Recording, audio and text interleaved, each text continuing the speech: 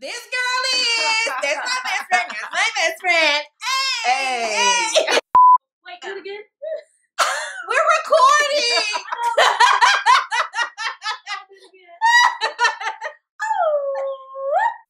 Hi guys, I'm Tanisha. And I'm Tina. And you are watching Side-Eye Chronicles.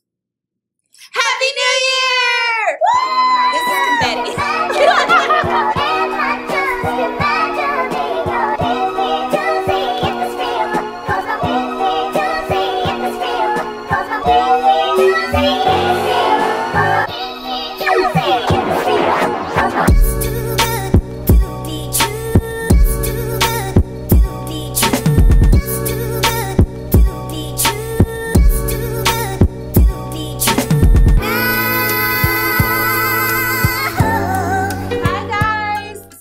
A really great person with us this evening, afternoon, whatever time you're deciding to watch this right now. We have Miss Lynetta. Say hi, guys. Bonjour. Wow, so that's Tina being weird behind the camera. My government name. Pretty sure don't know if she wanted that all out there.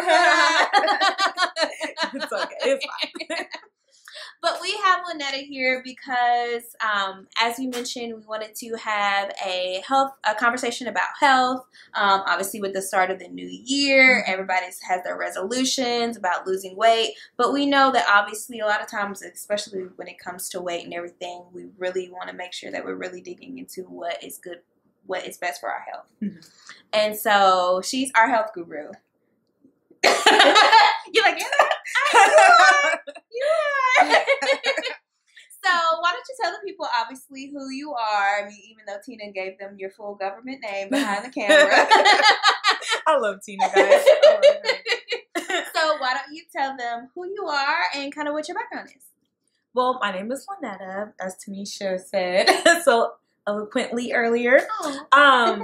I am from the Dallas area, and my background is in biology. I have a bachelor's degree in biology with a minor in chemistry, and then I also have a master's in public health. I studied epidemiology, which is just a fancy way of saying the study of causes and risk factors of diseases in specific populations.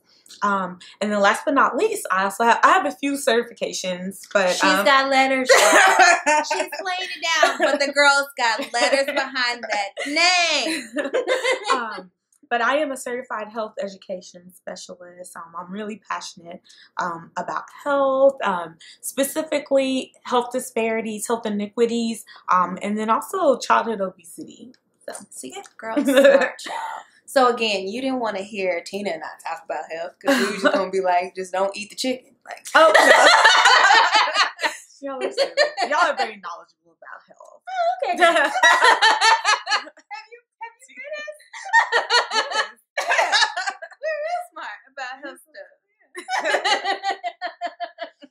But we wanted you to come on because obviously one of the things you talked about and that you're passionate about is actually about disparities. Yes. And we feel like that is a really great topic to really kind of hone in on and really talk about for our communities, because obviously it affects every community different, but we really want to kind of hone in and really talk about what it is, and then how disparities affect the Black community, especially for Black women. So obviously, first off, we're just throwing out this disparity thing. What is it?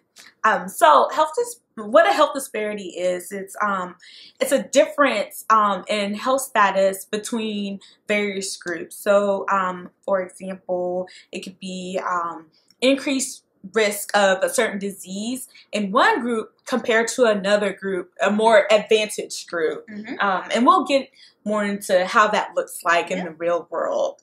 So awesome. Yeah. So what would you say in terms of, now that we know what a disparity actually is, how does that affect the Black community? And how does that, even going even deeper, how does that affect Black women?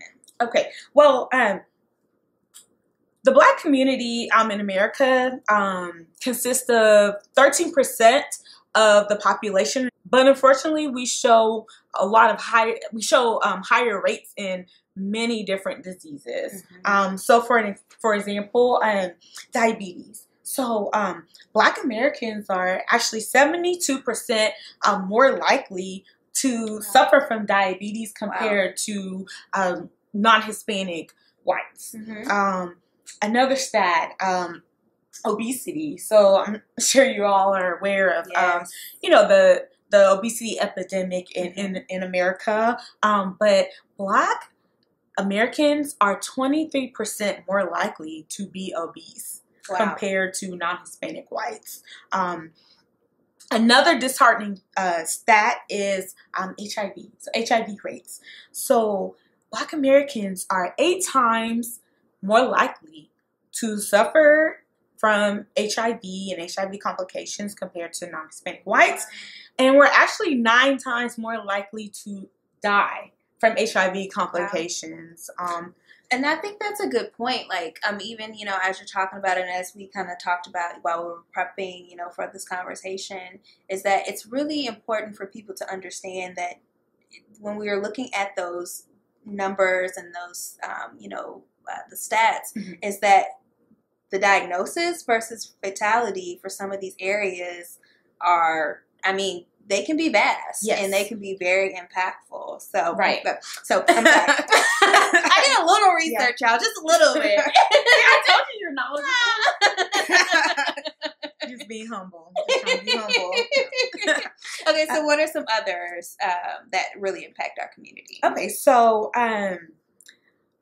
let's get into diseases that are very impactful in Black women. Yeah. Okay, so for instance, breast cancer. So although Black women show lower rates of breast cancer, Black women are actually 40 times more likely to die from breast cancer compared to white women. Wow. And also, Black women, when they're diagnosed with breast cancer, it tends to be the more aggressive types. And they're also diagnosed in later stages compared to white women. That's what I was going to ask. Is it really more like on the stage side of things? Or? Yeah, so it's actually the stage and then also just the type, the genetic type of breast cancer. It's just more aggressive. And when a cancer is more aggressive, it's harder to cure. Yeah. So,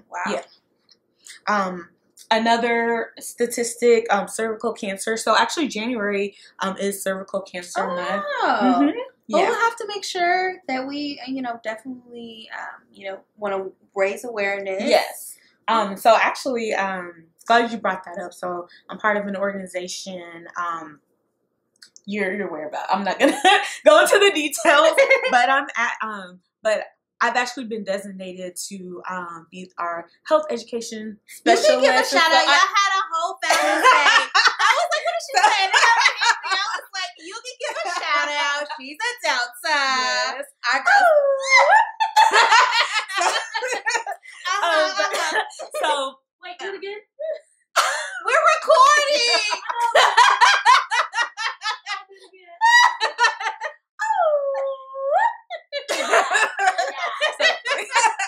So anyway, as I said, we have bloopers. Happy belated Founders Day to any of my stars out there. But I actually create health education posts every week. So we have our Wednesday Wellness. Okay. And all this month of January, I have been touching on cervical cancer. Oh, wow. And so, if you check out our social media of my chapter, you'll see some of those stats. Oh, so, we'll definitely have to give a shout out and everything. But with Cervical Cancer Month, so we are actually, Black women are 52 times more likely to die from cervical cancer. Wow. And actually, cervical cancer is very preventable. Cervical cancer can be preventable by getting regular screenings. And then also for the younger women, getting HPV immunizations. Okay. Gotcha. Yeah. So another health disparity that's afflicting mainly Black women is maternal mortality. So what does that look like? What is that?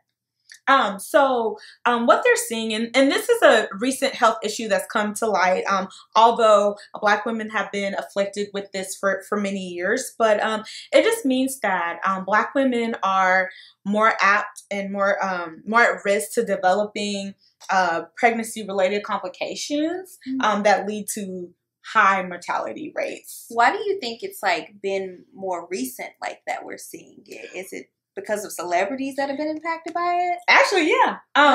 So a lot of women, such as like Serena Williams. Did you see the documentary? What documentary? It's on HBO. I cannot remember the name of it, but it's really good. But she actually goes, like, they actually follow her, and it doesn't show everything, but it definitely shows like her time in the hospital and everything. Oh, wow. Yeah. So, and I was almost in tears because I heard about it, but you don't know what that means, right? You know. Yeah. So, she opened up about her many issues, and that led to more women, more celebrities, to open up about their issues with their pregnancy-related complications. But unfortunately, Black women in America are 3 times more likely to die from pregnancy-related complications. Which is so crazy.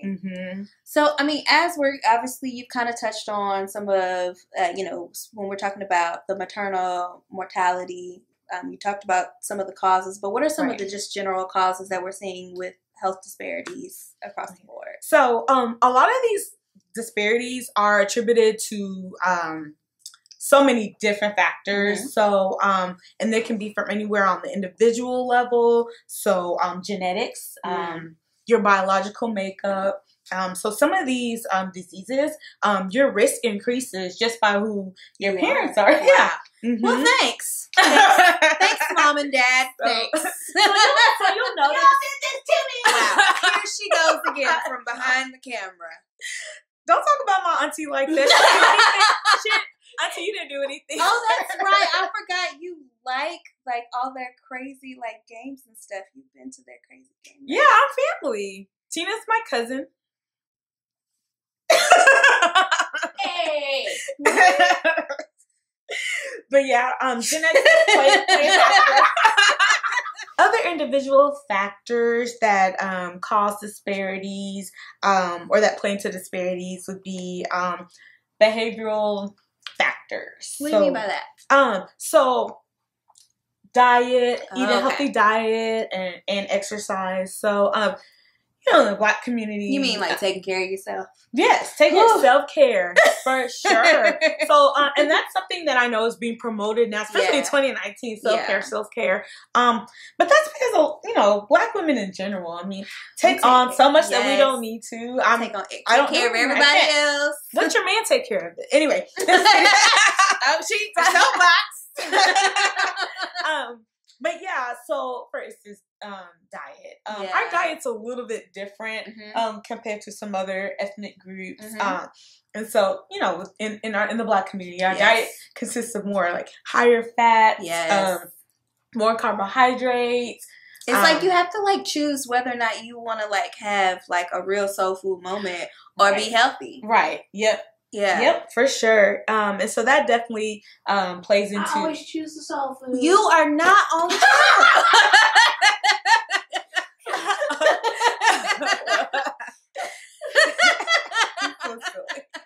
And then also things like literacy rates.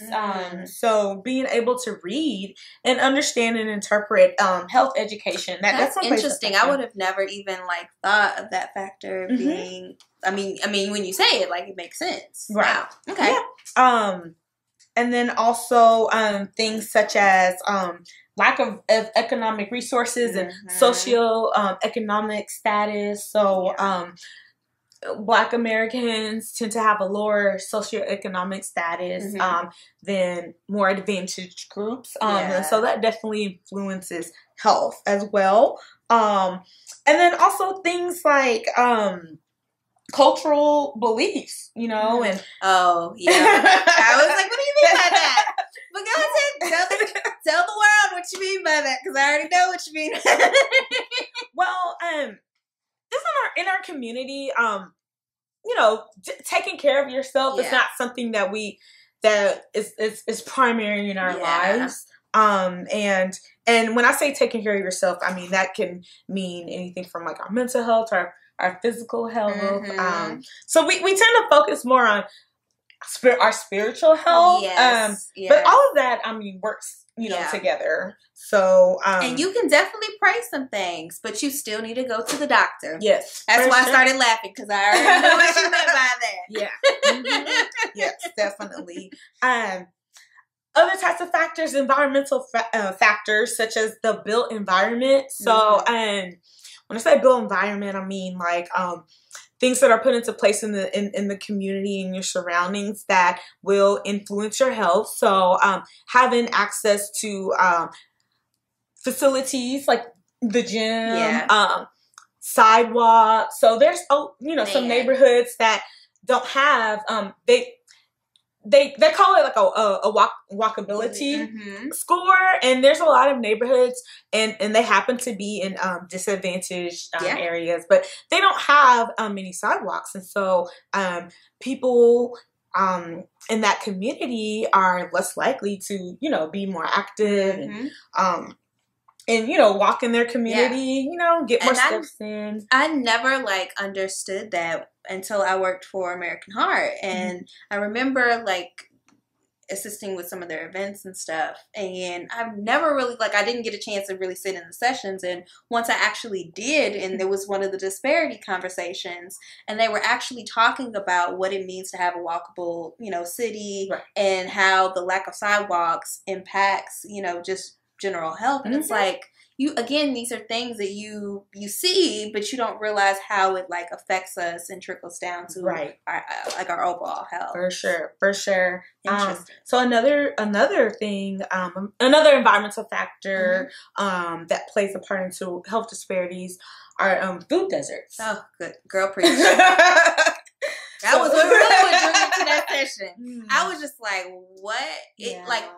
Because you hear this, you started to hear this term a lot, but it was what does that mean? What is a food desert, and how does that impact our communities? Yeah, so pretty much it just means the lack of access to healthy foods. So unfortunately, in those same communities that have low walkability scores, they tend to be food deserts, and so what you will see in those communities are less grocery stores, more fast food, more fast food establishments. I live on the south side, and let me tell you, it's no healthy place to eat out there. Yeah. And the convenience stores don't carry fresh fruit. That's a good point. You would see in other advantaged communities. That's a good point. And then factors on the organizational level. So people of color have been denied systematically for many years proper healthcare, quality healthcare, and also policymakers creating policies that impact those communities to improve our health. Lack of research, public health agencies who are passionate about researching ways and to improve health in those communities. So those are other factors that do play a part in creating health disparities or closing that gap. So how do we really look at, obviously we've seen some of the causes, how do we make personal changes for ourselves, or how do we help others, that could possibly can assist in getting them kind of on the right track? So for one, on the individual level, of course, just educating yourself. Like we're doing now. Yes, for sure. There's so many resources out there. I mean, we're in the age of the internet. And so, but that's another factor. So not everyone has access to the internet, unfortunately. Which is why I love how a lot of nonprofit organizations are geared towards creating programs in communities and really impacting those communities and providing them that education. Of course, we can modify our behavior by taking care of ourselves. Eating better. Right. Eating better. You didn't say nothing now, Tina.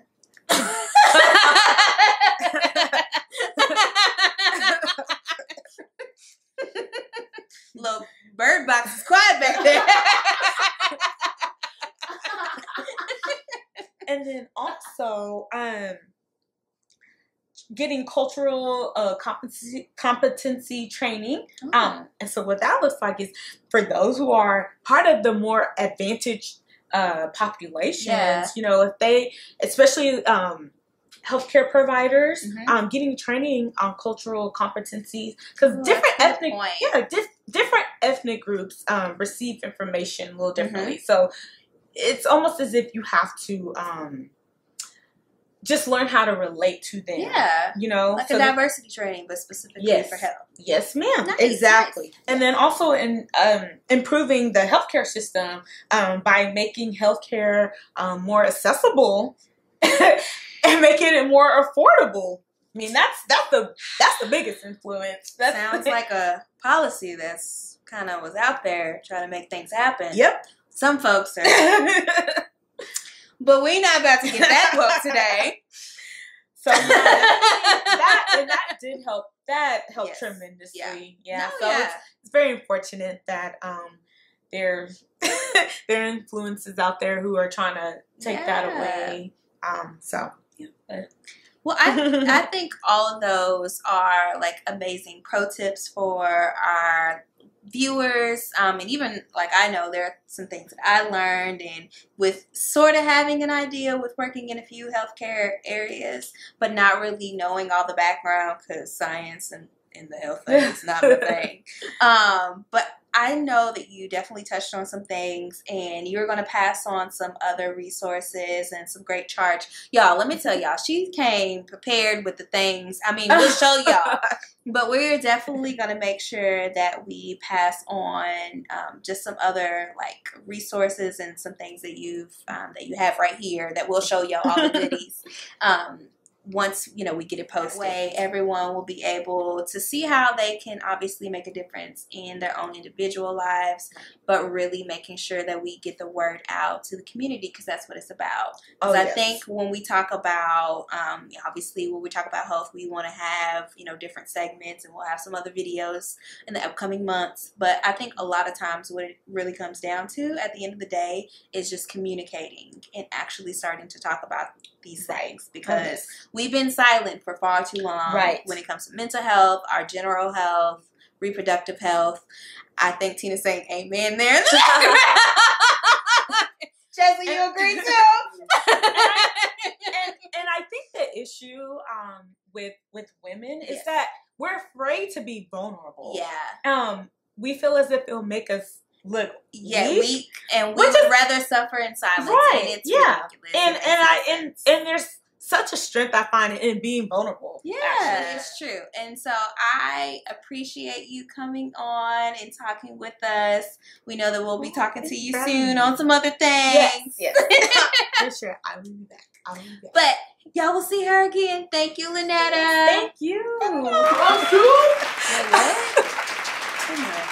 That's too much. So you guys, y'all don't even know how like real this is right now. Because I know y'all heard us talk about on the Friends episode how Tina ain't my best friend, because this girl is. That's my best friend. That's my best friend. Hey. This is great. Yeah, I'm so glad you came. Well, thanks for inviting me. Of course, girl.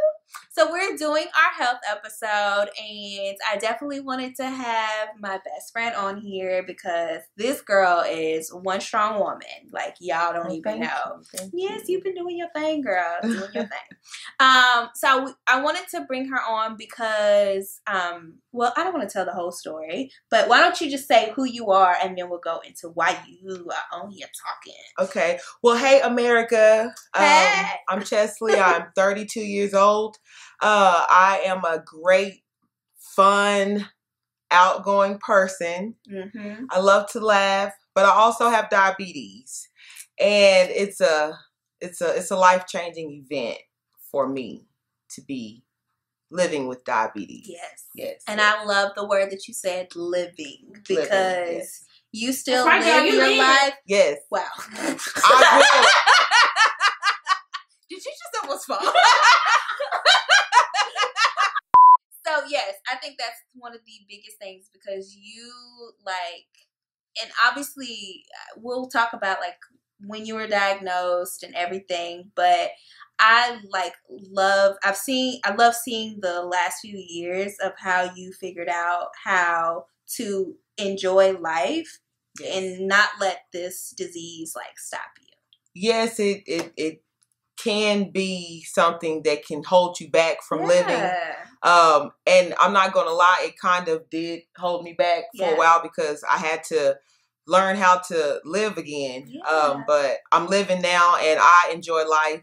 So I'm trying to move to the next chapter, which that's something different as well. But anyway. Exclusive?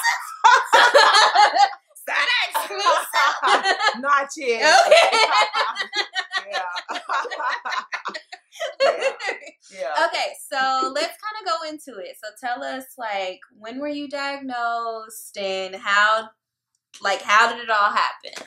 So back in 2013, I felt really weird. Mm-hmm. I would say in amount of 2 to 3 months, my body was talking to me, but unfortunately I was not listening.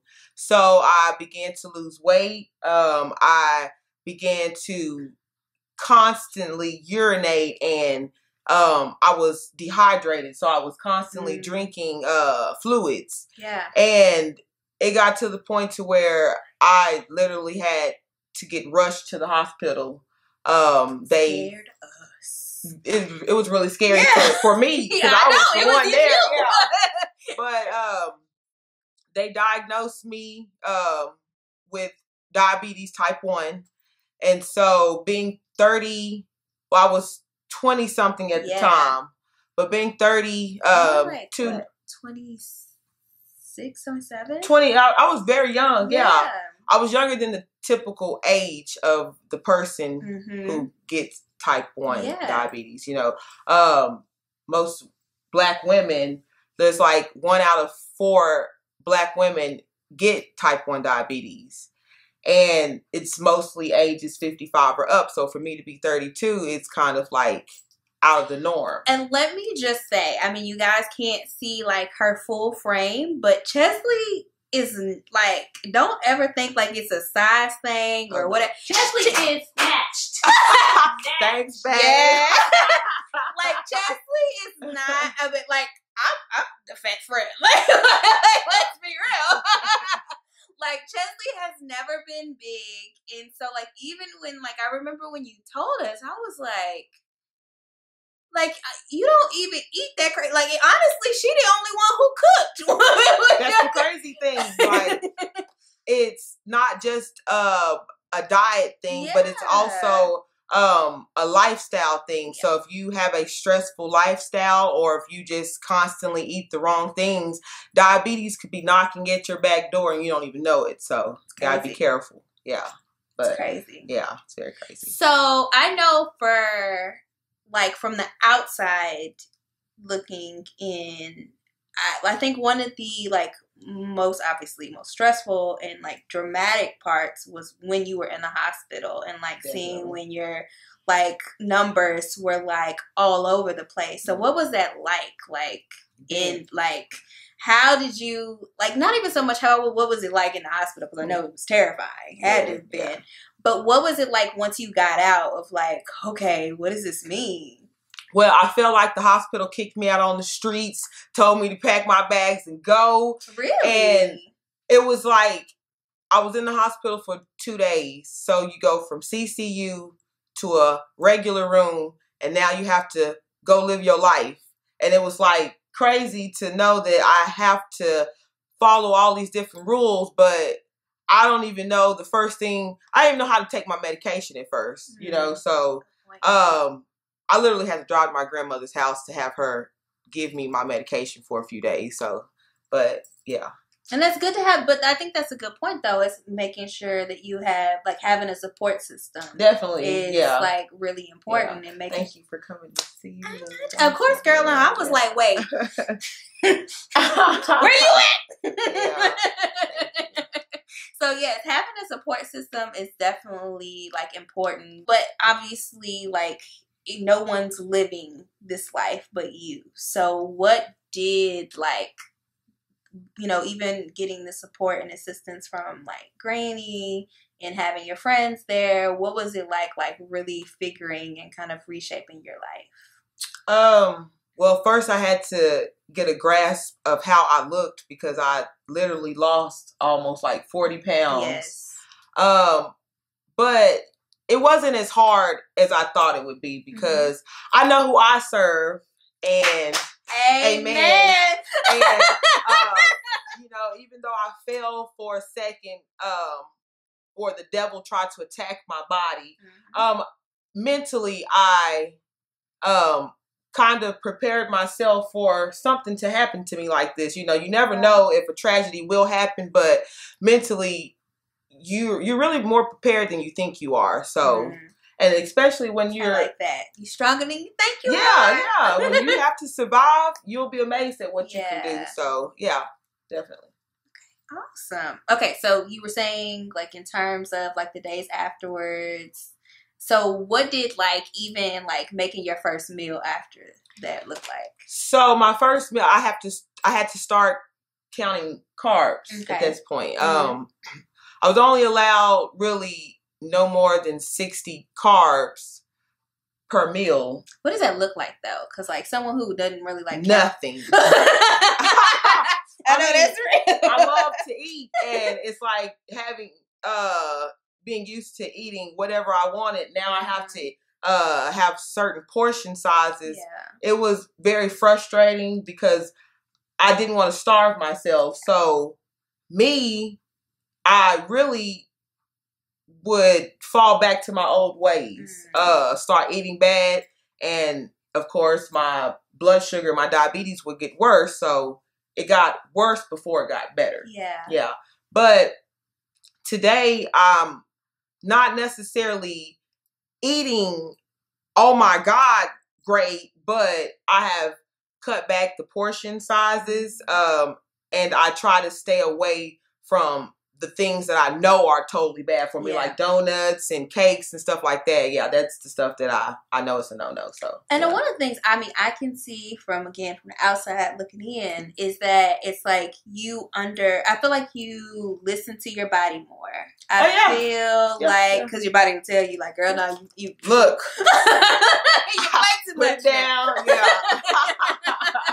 Yeah. But even more than that, it's like you realize that it's not, like you said, it's not about like depriving yourself of these things, but understanding like, okay, if I am going to go out with the girls and have something, like have a drink or, you know, eat, if we're going to a certain place, of understanding like, okay, this is what the earlier in the day is going to look like, to make sure that my numbers stay good throughout the day. Right. You can still be a part of the party. You just can't be that party girl of the party. So, yeah. So. Well, I mean, I have to say again that you have, like, I mean, you've been like diabetes what? Diabetes who? Every step of the way. But what would you say, like, has been, obviously, you know, being diagnosed and, you know, really, like, transforming like your lifestyle, what would you say is kind of like the highest of the highs and lowest of the lows? What would you like say that you learned from all of that? Well, you've already said the one thing that I did learn from it was to always listen to my body. So one of the I guess most important lessons I've learned through this is to just enjoy life, because when I was going through first getting diagnosed, I was doing some of everything, you know, and now I value my life more because I could have literally died in my apartment, you know, and so I just value my life a lot more. I love it. So what other tips or like recommendations for someone who may be like, you know what? She said I had to use the bathroom a lot too. I'm not feeling like I can't get enough. Like, what are the things that you would tell someone who may be feeling some of the symptoms to, like, girl, listen? I would tell them, of course, like I said, if your body is doing something out of the norm, you know your body more than anybody, and the moment it starts to change, go see your doctor, you know, and get their opinion. But what I'd like to tell people, if you're not sure, go see an endocrinologist.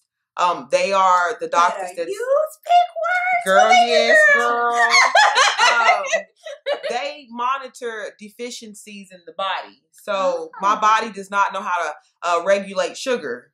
So that's the whole point of diabetes. So talking to them, they get you in front of people, nutritionists, people who can get you where you need to be. Yes. Yes. So it's not specifically for someone with diabetes. It's just like something's happening with my body and I'm not sure exactly, like it's a reaction or something. Right. Like, I've learned having this disease that the body will have deficiencies of different things. So you can have a potassium deficiency. You can have different things, and they have to monitor it. So, yeah. Oh, that is like, I didn't even. Could you recommend one? Dr. Ko out of Plano. She used to work with Diabetes America. She's really great. She has a team that once you come in the door, like, the nutritionist is there to help you, sometimes force you to eat right. Wow. You have lab technicians that help you with your blood work, help monitor your A1C. So you have a whole team that's there to help guide you, because I've literally cried in the doctor's office because they know how big of a life change it is for you. So they are actually a counseling team as well. So it's really neat. Yes, it's really because neat. It does. Like, I mean, you think about something so big, like, something that Lynetta was mentioning earlier was in regards to, like, how we eat. Like, you think about it, so many of our, like, festivities and activities are all centered around food. So to have... I'm hungry right now. But this is actually, and wasn't even a question I was going to ask, but how do you handle, like, family gatherings? Because, So, like I said, my life now is so much better. Being with diabetes. I have 2 monitors that I wear. Okay. I have a glucose meter that constantly measures my blood sugar. Okay. And then I have another meter that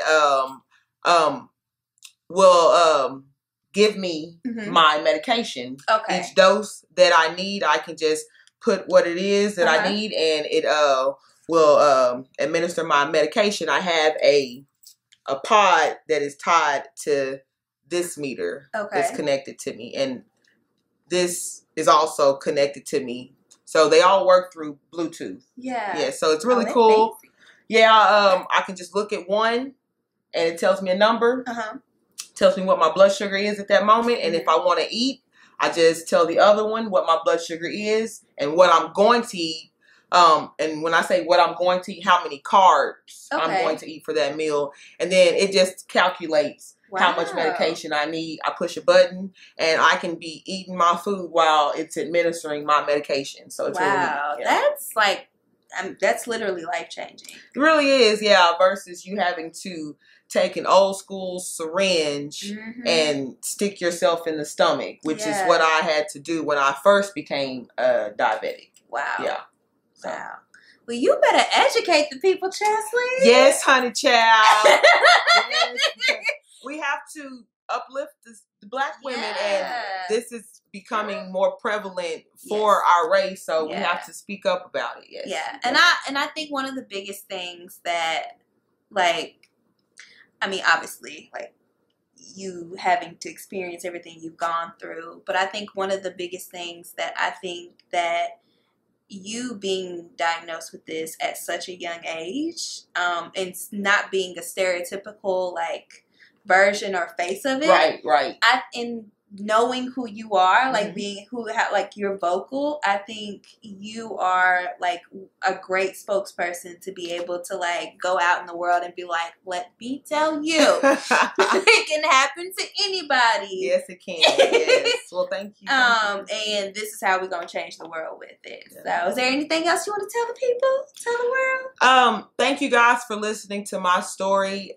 My story might not be exactly similar to yours, but I know there's somebody out there who has a similar story to mine. So please listen to your bodies and please just love your life enough to listen to.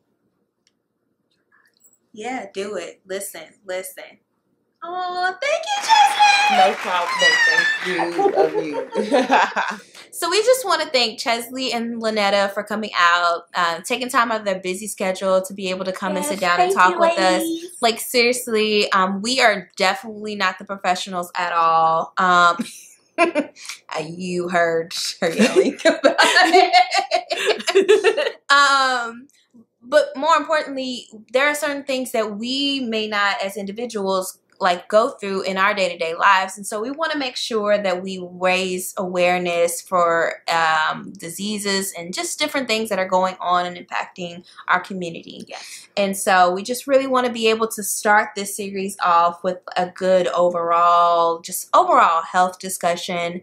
But this isn't just the only one that we're going to be doing. Yeah, you said it was a series. Yeah. So, yeah, we're going to have 3 videos, I believe. Well, that's the plan. And maybe I'm going to let the Holy Spirit decide what he wants to do. He will lead us.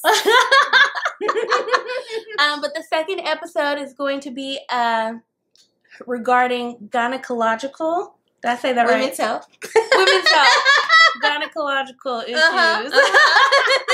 And it's going to get real. It's going to get personal. Yeah. But yeah, we need to talk about these things. Yes. We need to uplift one another. Yes. We cannot, Lynetta said it earlier today, there's a strength in vulnerability. Yes. So we need to open up. We need to start talking, Black women. Yeah.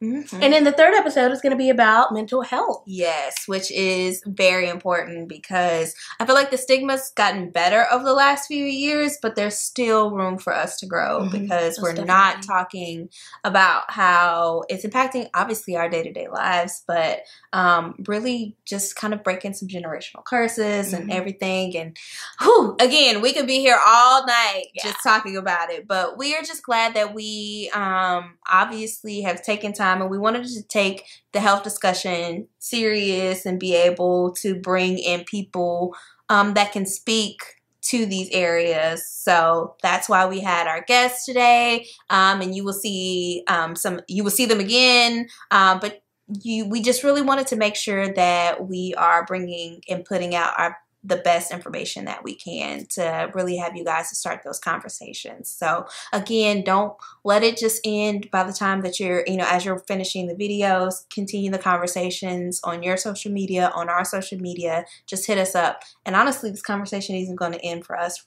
even right now. Correct. It's not. It's not going to end because you haven't even heard from us about what we feel about health. Well, I mean, you did from Tina on the other side of the camera.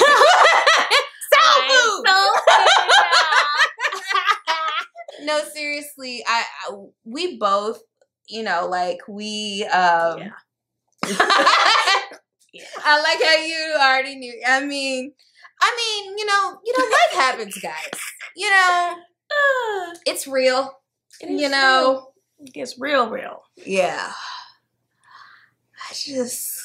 We're just gonna give a moment of silence for those former bodies. Y'all seen them. I put a picture. Oh, that's right. Before. You guys have. Yeah, so y'all know how small we were.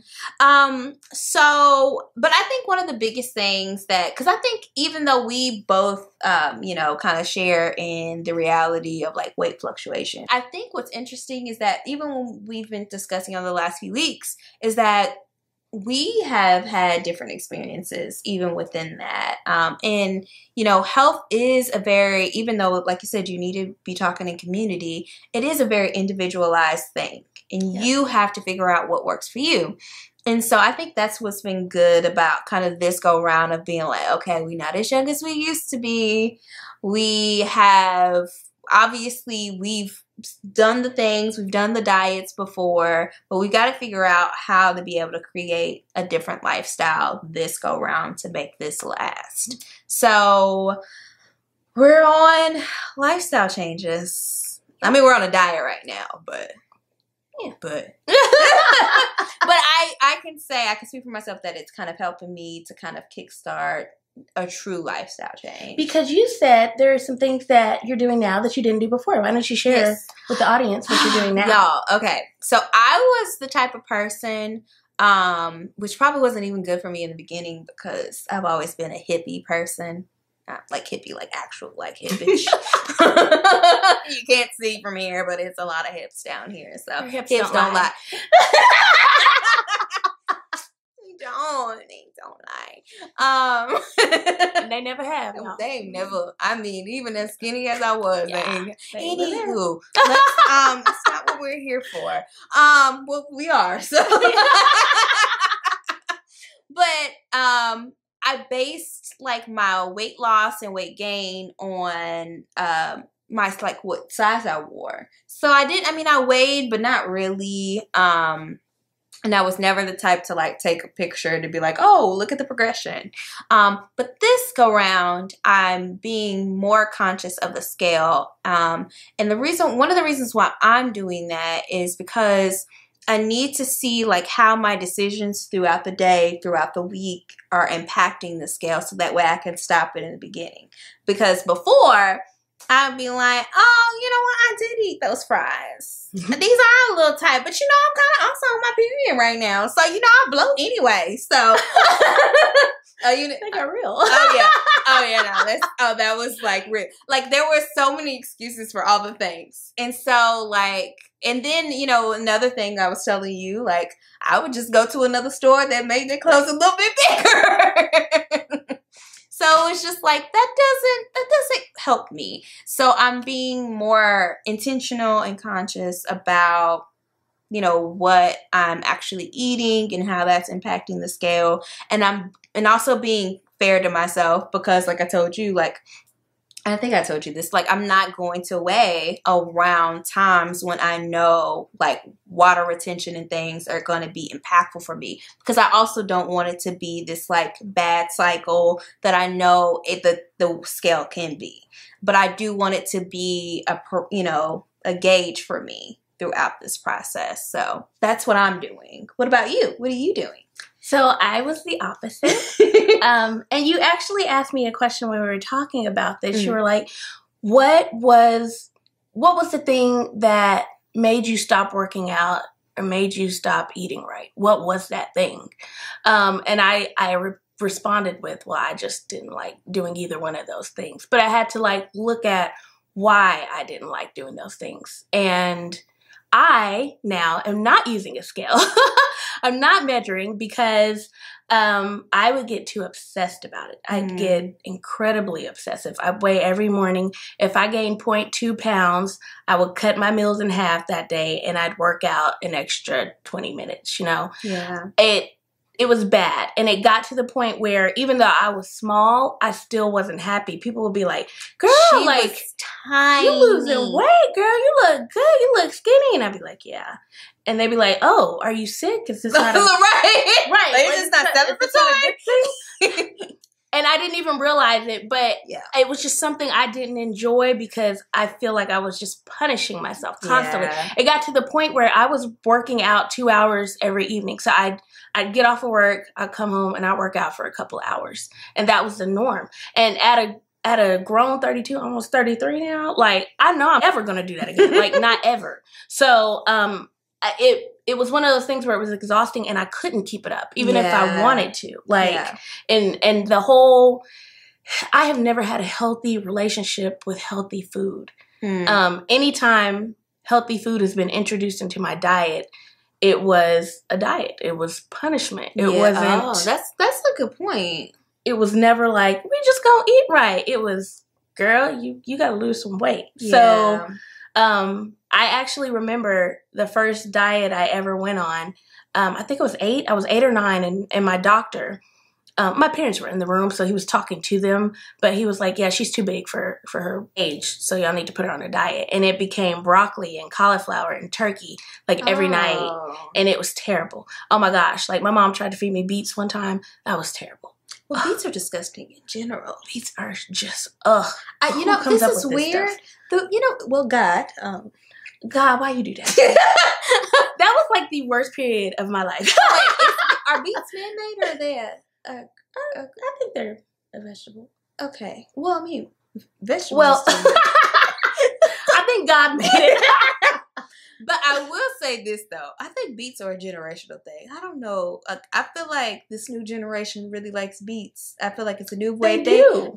But then, like our parents really love beets too. Like, it's just, I think it just like skipped us. I think it was just like, no, y'all don't need beets right now. I'm such a texture person. I can't deal with the smell.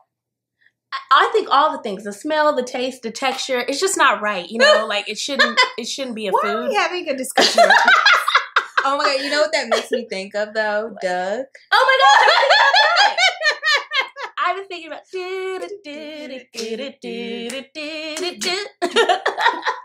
oh, Doug. Yeah. Anyway, that has nothing to do with anything. At all. I'm just saying, like, I've never had this healthy relationship with healthy food. It's always been a punishment in my eyes. Do you think that you might give healthy food a chance? Well, I've been doing it. So, I had zucchini zoodles. I made spaghetti with it, and it was pretty good. I do have to say. Now, here's the real issue. How long am I going to be able to keep this up? Like, how long am I going to? That's a good point. Because I think that's also part of the, like, hard thing. That's the hard thing about diets. Yeah. Because diets aren't, like, they're not sustainable, like, at all. And, like, even with, like, the slim and trim, like, what we're doing, like, I'm not, like, I mean, I am. Like, I'm adhering to, like, the requirements. But if I have, like, the taste for something, like, I'm just going to make sure that my portion is, like, super small and I literally get the taste of it. And one thing that you did say that I never did before, I think when I focus in on things, I just, like, zoom in on stuff. Mm-hmm. And you so, get very black and white about it. Yes, there's no gray area. So then I end up being miserable, you know, and I didn't want to do that this time. So I haven't weighed. I didn't measure. I did take pictures. That's good. I took before pictures. But I'm going to base the success of this diet on how I feel. Like, this week I had energy when I got home from work. Good. I was like, I haven't had energy, y'all, since I was 28. This has been, that's real specific. I'm just saying, like, it's been, I was like, whoa, like, let me go dust. Let me vacuum a couple of times. Like, I feel good. She's a neat freak. So of course that's what she's like, let me do these things. I have the energy to do this. Oh my gosh, this is amazing. That's a good point though. Yeah, it's non-scale victories. And I've been having a couple of those. Well, see, and that's the thing. I never acknowledged non-scale victories before. If I gained, oh, look at that. Look at your ring just sliding off. Slide off, ring. It ain't like, okay, tiny finger.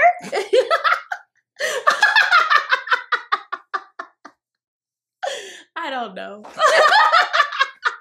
She's been talking from behind the screen. She's just glad to be talking to y'all again. Yeah, she glad to be y'all. here. She missed y'all. Yeah. But yeah, people would talk about non-scale victories, and I'd be like, that's not a thing. Y'all are dumb. But it actually is a thing. Yeah. But it's something I wouldn't acknowledge if the scale said I gained 0.2 pounds. Ooh, that's a good point, though. It's because it's kind of what you just said a minute ago. Like, you wouldn't allow yourself to honestly be happy if the scale didn't say that you could. Mm-hmm. It was rough. And that's why I didn't enjoy it. So this go around, I'm just not doing that. I took pictures, but that's it. I'm gonna focus on my energy levels. I'm gonna focus on my flexibility. Mm-hmm. I'm gonna focus on let's see, what would I call that? I don't think it's called momentum, but if I run and I beat my time. Oh yeah, like your progression. Yeah. My workout progressions. my strength levels. I'm gonna focus on that stuff. I'm gonna focus on how my clothes fit. Yes. I never did that before. It was like, these may fit perfectly, but who cares? Because the scale said I gained 0.4 pounds. So I gotta cut my grapes in half today. Just crazy stuff. Like, I'm not gonna do that. I'm gonna walk in freedom this year. In 2019, I'm walking in my freedom. I'm walking in my liberty. Yes. I'm walking in my victory. And I'm walking back to my skinny body. And I'm gonna be happy this time. Yeah. I just want to be happy. Yeah. Yeah. I definitely, like, I feel like even the way that I approach even my workouts now is a completely different mindset. And just being able to understand that even though I may not like these workouts, I may not want to get up, or I may just want to sit on this couch right now, but that there is there's greater on the other side. Mm-hmm. And I think, honestly, and we talked about this, and I feel like I took my smaller self for granted. And I don't want to do that ever again. And so one of the things I was telling you, and you kind of cracked me up through our text message about, we were on the phone, I don't remember, but I want to be able to find peace with the body that I have now and appreciate what I have now, so I can appreciate the smaller version or the newer version that will be here sooner than I can expect. Amen. So that way she's here to stay, and I can love her better, because I don't think I loved her better. Like, I mean, there were like things I look back and like I used to feel like I was too hippie or too big chested, like, to wear, and it's kind of like, girl, what? Girl, what is right? I didn't really understand her issues. I mean, Coke bottle, like, bam, bam, bam. Like, you know those songs that shout out measurements? Yeah. Like, that was her. And the crazy thing is now, like, even still, like, with the extra weight, a little extra loving that I have on me now, like, I still can't even be mad because I still don't really have a waist. And I think those are the things that I have to be like, you know what? This may not be the exact body that I want to live in forever, but I can still appreciate that, like, girl, you did gain a few pounds. But it didn't all go to your waist. A little extra on your waist, but it's not all on your waist. Yeah. And you still got a butt. So it's like those are I have to still appreciate this body, and I still feel like when I wear certain things, I still feel good about myself and, and things that I wear. And so those are the things that I feel like I have to achieve now, and they're going to help me through my progression. So that way, when I hit other markers throughout this process, I'm going to be like, I felt proud to be myself then, but I'm doing the thing now.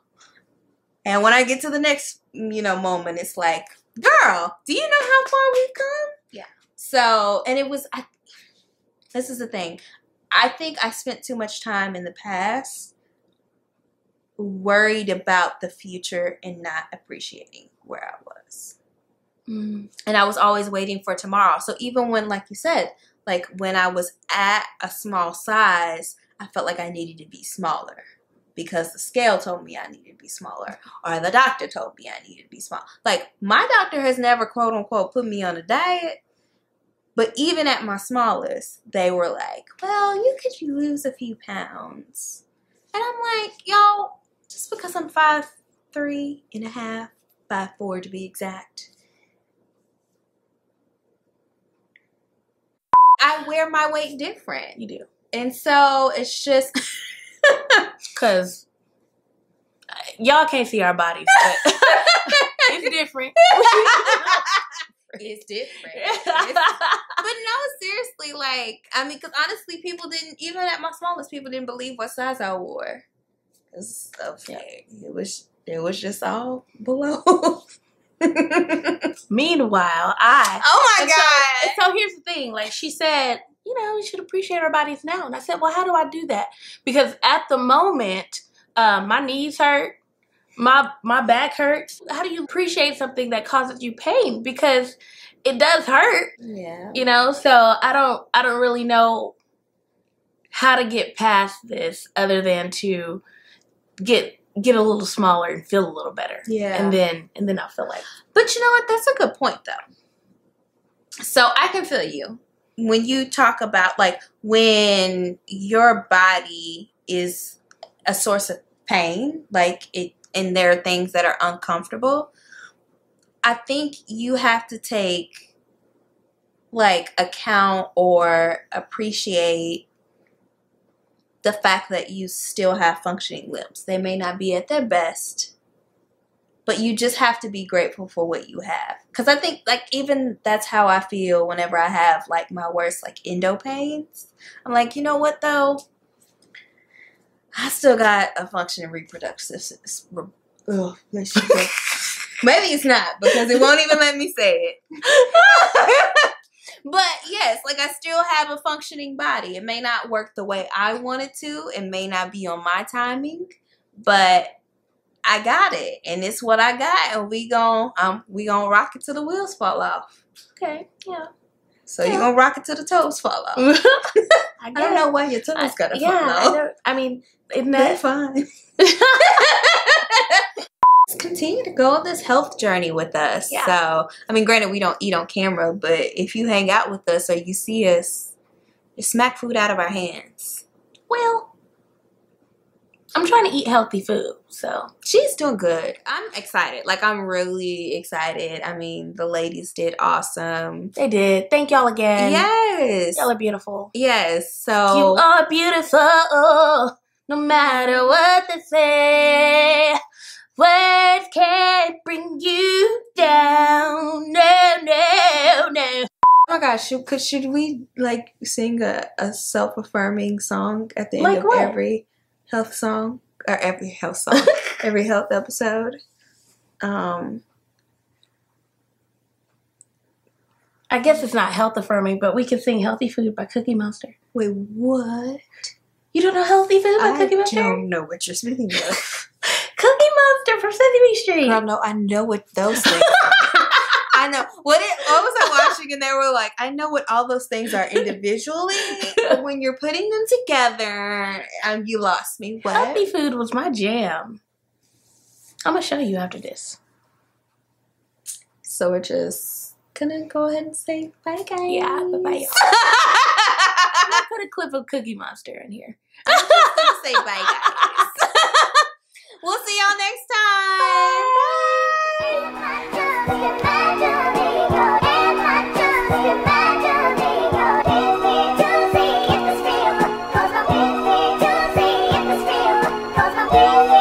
Bye.